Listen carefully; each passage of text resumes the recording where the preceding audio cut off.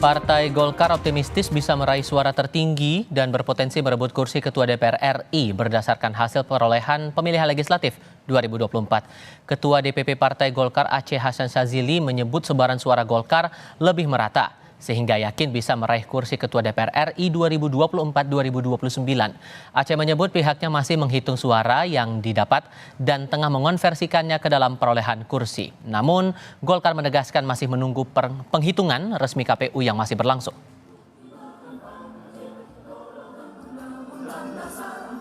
Kami meyakini bahwa kami suaranya lebih merata, karena basis suara Partai Golkar bukan hanya di Jawa, tetapi lebih merata di seluruh luar Jawa.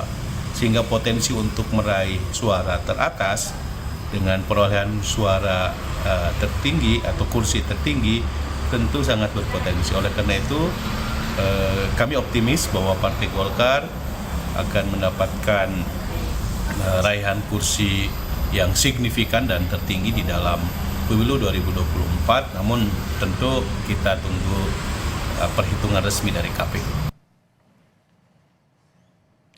Dari hasil rekapitulasi sementara KPU dalam pemilu legislatif DPR RI, tercatat saat ini Partai Demokrasi Indonesia Perjuangan masih memperoleh suara tertinggi dengan 16,44% suara.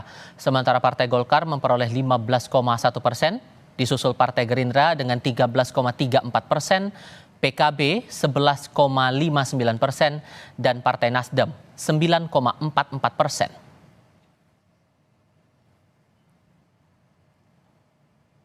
Penetapan kursi Ketua DPR diatur dalam Undang-Undang Nomor 2 Tahun 2018 tentang MD3 pada poin 1B disebutkan, Ketua DPR ialah anggota DPR yang berasal dari partai politik yang memperoleh kursi terbanyak pertama di DPR. Partai Golkar optimistis bisa meraih suara dan kursi terbanyak di DPR dalam pemilu legislatif 2024. Dalam hasil rekapitulasi suara KPU, saat ini suara Golkar bersaing dengan PDI Perjuangan yang perolehan suaranya sementara masih yang tertinggi. Lebih lengkap kami akan diskusikan bersama dengan para narasumber. Bergabung saat ini anggota DPR RI dari fraksi PDI Perjuangan Arya Bima, lalu anggota DPR RI dari fraksi Partai Golkar Emmanuel Melkiades Lakalena, dan Direktur Eksekutif Indikator Politik Indonesia Burhanuddin Muhtadi. Selamat sore semuanya, apa kabar? Sore. Terima kasih semuanya sudah hadir di diskusi Kompas Petang kali ini. Sementara 16,44% nih PDI Perjuangan mendapatkan posisi terunggul begitu, Mas Bimbo. Optimismenya masih akan tetap bertahan di tengah catatan kritis dari PDIP soal perjalanan pemilu kali ini? Optimisnya tetap optimis. Jadi dari suara vote dikonversi menjadi suara kursi, sampai hari ini kita unggul di dua-duanya. Vote-nya unggul, elektoral, kita juga unggul di perhitungan kursi. Dan saya kira teman-teman DPR periode 2024-2029 sudah sepakat bahwa siapapun yang nanti akan duduk sebagai Ketua DPR dan pimpinan DPR secara berjenjang berurutan adalah perolehan suara kursi terbanyak, berurutan suara kedua, ketiga, keempat, dan kelima. Jadi tentang proses penentuan calon pimpinan DPR tidak akan kacau balau seperti tahun 2014, yang mana waktu itu terjadi perubahan MD3 di saat-saat setelah pileg terjadi, karena terjadi dinamika berebut kekuasaan. Kali sampai ini riuh rendah waktu itu ya Mas ya? Ya, semua sudah menyadari bahwa itu tidak efektif bagi kinerja Dewan. Apalagi kalau dengan Golkar. Golkar dan PDI itu tahu persis kapan mengedepankan kepentingan bangsa, negara dan rakyat, kapan harus berkontestasi untuk memperoleh dukungan elektoral. Saya kira itu. Tapi dengan selisih suara yang tidak sampai 1,5% kalau dari suara sementara ya, Golkar 15,09%, itu nggak takut disalip nanti nih Mas? Ketakutan pertamanya ada, kita tetap mencermati perubahan-perubahan sejak waktu itu ya, kita berpositif thinking, tapi bukan hal, tidak tahu hal yang negatif. bagaimana perhitungan berjenjang dan bagaimana eh, eh, perhitungan KPU dari perhitungan yang pernah dihentikan, itu kita juga pernah sedikit curiga. Nah, tapi kita mempunyai saksi yang betul-betul mengawal suara elektoral terutama untuk RI ini secara berjenjang maupun C1 yang kita kumpulkan secara lengkap. Jadi menurut saya itu tetap akan terus dihitung di internal kami dan kita juga siap-siap. Tapi melihat kecenderungan sekarang sudah pada tahapan perhitungan di kabupaten kota, biasanya kan perhitungan itu justru terjadi kecurangan di perhitungan di tingkat PPS dan KPPS. Hari ini hampir menyeluruh KPPS selesai dan kalau secara perhitungan kami tetap unggul dari aspek perolehan suara maupun perolehan kursi. Dan saya dengar teman-teman Golkar juga sudah menghitung hitung-hitungan siapa yang kira-kira akan menang, termasuk kalau ada partai politik yang tidak lolos threshold untuk masuk parlemen. Jadi sebenarnya kalau antar PDI dan antar Golkar ini sudah tahu perhitungan-perhitungan di lapangan, termasuk bagaimana mengamankan partai-partai kecil yang kadang disunat untuk menjadi suara antara partai-partai yang ada, saya kira itu. Kalau gitu saya kasih giliran ke Bang Melki. 15,09% suara Golkar sementara di bawah PDI Perjuangan, dan tapi ada optimisme dari Kang Aceh, dibilang bahwa suara dari Golkar sebetulnya lebih tersebar merata terutama di luar Pulau Jawa. Itu gimana hitung-hitungan atau pantauan dari teman-teman Golkar, Bang Melki? Ya, jadi kalau kita cermati kan ini perhitungan lagi berjalan ya. Ini sudah di masa-masa yang tadi disampaikan oleh Mas Aryo Bima tadi, bahwa ini sudah masa-masa kita menghitung kursi-kursi yang ada di semua tingkatan itu sudah bisa lebih kelihatan dari mulai tingkat 2, provinsi juga RI. Nah, memang sisa di RI itu akan nanti sangat ditentukan lagi. Ada mungkin belasan kursi atau puluhan kursi itu akan ditentukan nanti setelah habis pleno kabupaten. Itu akan kelihatan kursi-kursi terakhir di beberapa dapil itu akan kelihatan nanti yang terakhir itu dapatnya ke siapa nanti, terutama apakah ke kami, ke Golkar atau ke PDIP atau Gerindra, itu masih akan tentukan. Ada kira-kira kami hitung itu sekitar hampir puluhan kursi terakhir lah, atau belasan atau puluhan kursi terakhir. Nah, jadi kalau kita cermati perhitungan yang berkembang sekarang ini, memang angka yang dimiliki oleh Partai Golkar itu kurang lebih sekitar 102 kursi plus minus ya di situ, dan masih tadi yang saya katakan masih menyisakan ada kurang lebih belasan sampai puluhan kursi yang itu akan nanti ditentukan oleh hasil pleno perhitungan suara tingkat kabupaten yang lagi sementara dilakukan saat ini. Nah, tapi prinsipnya begini, pengalaman kami itu waktu 2019 itu kan secara suara Partai Golkar kalah sama Gerindra. Itu secara suara ya, jadi Gerindra itu unggul dari Partai Golkar dari segi suara, tapi ketika dikonversi menjadi kursi, nah ini yang menarik dari sistem pemilu kita ini, ketika dikonversi menjadi kursi malah justru kami unggul dari Gerindra dari perhitungan suara gitu.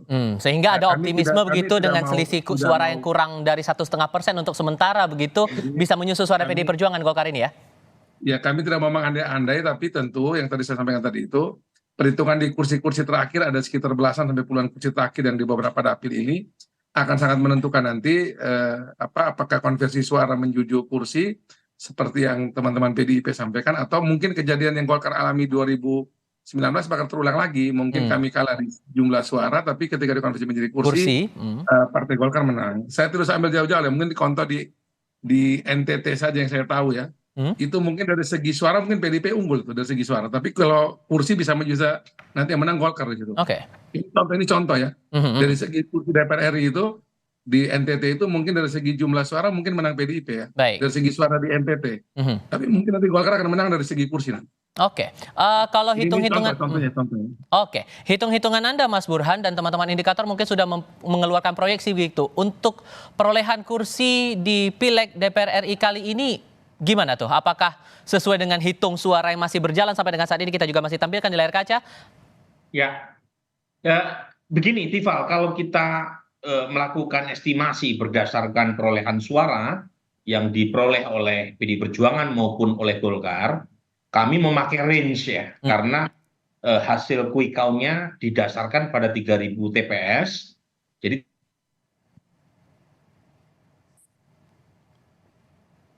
Mas Burhan? Perjuangan 100 sampai 116 kursi. Oke, Mas Burhan sempat ada delay tadi Halo? sedikit, boleh diulang lagi? Ya, jadi kami melakukan prediksi berdasarkan quick count tingkat nasional. 3.000 TPS dengan sampel suara sah 520.000 sekian. Nah, dari hasil analisis kami, itu PDI Perjuangan itu range kursinya 100 sampai 116. Sementara Golkar 94 sampai 109 kursi. Jadi memang ada irisan tuh.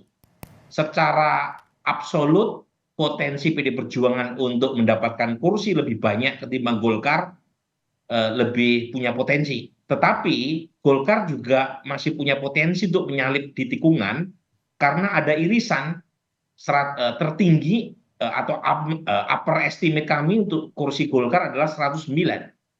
Nah, ini asumsinya tidak ada partai politik baru yang lolos PT di luar dari PAN yang potensi lolos PT-nya lebih besar ya ketimbang misalnya P3 atau PSI.